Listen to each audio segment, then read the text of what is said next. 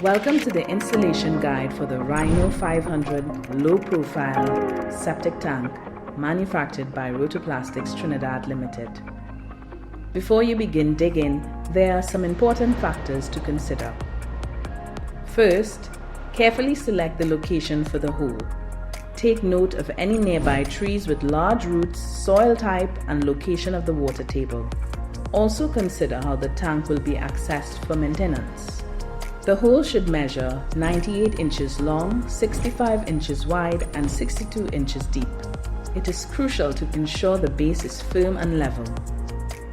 For a dry installation, begin by placing a minimum 10-inch layer of well-packed sharp sand at the base.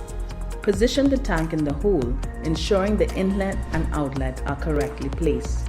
Before backfilling, fill the tank with 12 inches of water to maintain the same level during the process.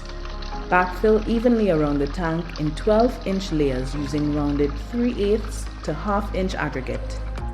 Compact the soil thoroughly, avoiding the use of red sand, soil, or clay. For a wet installation, start with a 6-inch thick steel-reinforced level concrete layer at the base.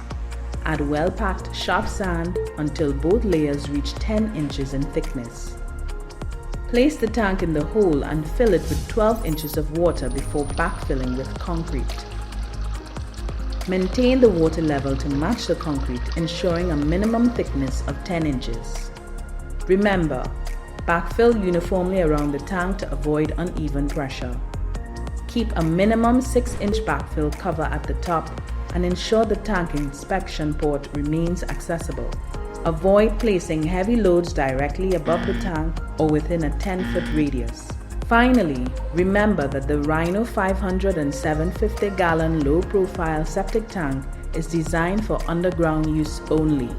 Follow these guidelines for a successful installation.